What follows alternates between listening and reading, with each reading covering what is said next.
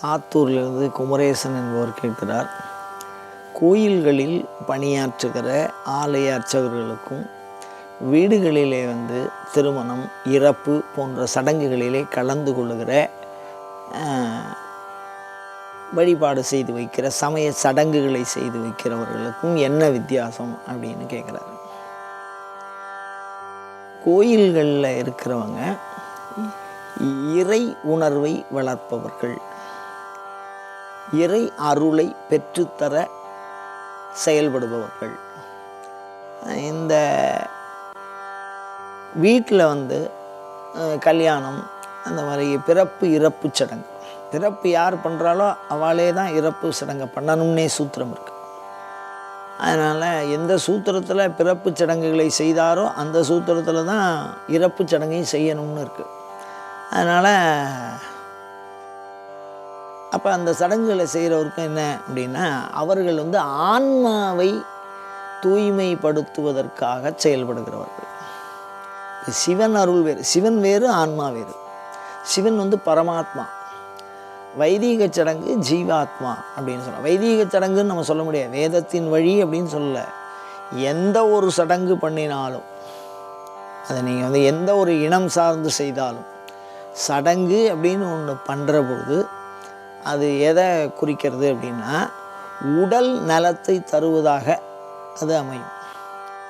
உடல் நலம். அதுக்கடுத்தது உள்ளத்தை மகிழ்ச்சியுறச் செய்வதாக, உள்ள நலனாக அது அமையும்.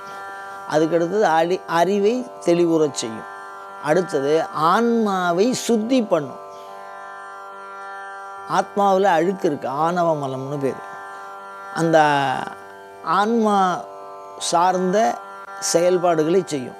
ஆனால் கோயில்களில் இருக்கக்கூடிய ஆகமம் சார்ந்த வழிபாட்டு நூல்கள் பார்த்திங்கன்னா சிவனை பற்றி சொல்லும், ஆன்மாக்களுக்கு விடுதலை செய்வதை பற்றி சொல்லும், மோட்சத்தை பற்றி பேசும். ஆனால் இந்த சடங்கு ஒரு மானுட ஆன்மாவை மையமாக வைத்து செய்யப்படுவது. இங்கே சிவ பரமாத்மா, சிவனை மையமாக வைத்து செய்யப்படுவது. ரெண்டுத்துக்கும் தொடர்பு இருக்குது. ஒன்றின் மேல் ஒன்று. இது இல்லாமல் அது இல்லை, அது இல்லாமல் இது இல்லை. ஆச்சாரம் இல்லாமல் அனுஷ்டானம் இல்லை, அனுஷ்டானம் இல்லாமல் சம்ஸ்காரம் இல்லை, சம்ஸ்காரம் இல்லாத பூஜை இல்லை.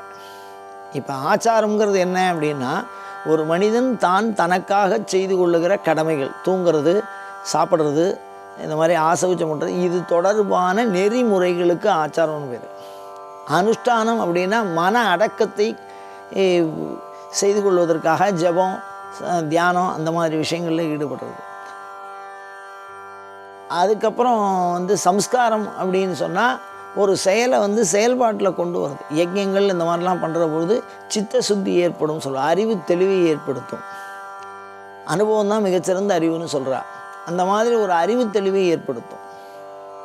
அதுக்கப்புறம் தான் இந்த பூஜைங்கிறது ஆன்மாவை கொண்டு சேர்க்கும். ஆனால் கோயில் முழுக்க முழுக்க சிவ ஞானத்தை உபதேசம் பண்ணும். சடங்கு முழுக்க முழுக்க ஆத்ம ஞானத்தை உபதேசம் பண்ணும். மனிதன் தன்னுணர்வு பெற வேண்டும். நானார் என் உள்ளம்மார் ஞானங்களார் அப்படின்னு கேட்குறார். நாம் யார் அப்படின்னு கேட்டால், எல்லாருமே நாம் இந்த உடல்னு நினச்சிட்டு இருப்போம். இந்த உடல் சிறு குழந்தையாக இருந்தது, பாலகனாக வளர்ந்தது, முதுமையாக ஆகிவிட்டது, வளர்ந்துட்டே போகிறது. நேற்றுக்கு இருந்த நிலைமை இன்றைக்கி இல்லை. அதுமாதிரி உள்ளம் நேற்று அறியாமையில் இருந்தது, இன்னும் நிறையா விஷயங்களை தெரிஞ்சுட்டுருக்கு, உணர்வுகளுக்கு ஆட்பட்டதாக இருக்கிறது.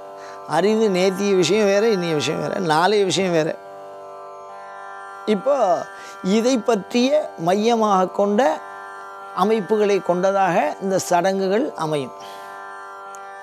ஆனால் கோயிலில் செய்கிறது ஆன்ம விடுதலை, மோட்சம், அது குறித்ததாக அமையும். ரெண்டாவது, வீட்டில் பண்ணுறது தனி மனித நலம் சார்ந்து, ஒரு குடும்ப நலம் சார்ந்து அமையும்.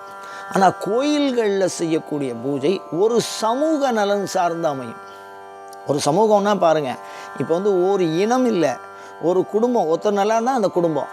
இப்போ அவர்களுடைய இனம் அந்த மாதிரி இல்லாமல், இப்போ ஊரை கூட்டி தேர் இழுக்கணும்னு சொல்லுவாள். ஒரு தேரை கொண்டு வச்சுட்டோம், சிவன் கோயிலில் ஒரு தேரை கொண்டு வச்சுட்டோம், அனைவரும் கூடி சேர்த்துக்கிட்டா தான் தேர் வரும். இல்லைன்னா வராது. அப்போ ஊரில் வியாபாரம் பண்ணுறவா இருப்பா, அரசாங்கத்தில் வியாபாரம் இருக்கிறவா இருப்பா, உழவு தொழில் பண்ணுறவா இருப்பா, எல்லாருமே சேர்ந்து தான் இது. அப்போ அனைத்து சமூகத்தினருக்காகவும் வணங்குவது அப்படிங்கிறது ஆலயத்தில் நடக்குது. தான் ஒரு குடும்ப நலன் கருதி, ஒரு இன நலன் கருதி செய்யப்படுவது சடங்கு. அதனால் இது ரெண்டுத்துக்கும், ஒரு சமூகத்துக்கும் தனி மனிதனுக்கும் உண்டான ஒரு தொடர்பு இருக்குது. கோயிலில் வேலை செய்கிற பூசாரிக்கும் வீட்டில் சடங்கு பண்ணுற அந்த ஆசிரியர்களுக்கும் உண்டான தொடர்பு தனி மனித சமூக தொடர்பு. இவர்கள் சமூகம் குறித்து இயங்குபவர்கள், அவர்கள் தனி மனிதன் குறித்து. தனி மனிதன் இல்லாமல் சமூகம் இல்லை. ஏன்னா முக்கியம் தனி மனிதன் தான். அந்த தனி மனிதனுடைய வளர்ச்சி தான் ஒரு சமூகத்துக்கு அடிகோலுகிறது. இது இரண்டையும் யோசித்து ஒரு சமூகத்தை இணைப்பதற்கு ஆலய வழிபாடும், ஒரு தனி மனித குடும்ப நலத்திற்கு வீட்டு சடங்குகளையும் முன்னோர்கள் படைத்திருக்கிறார்கள்.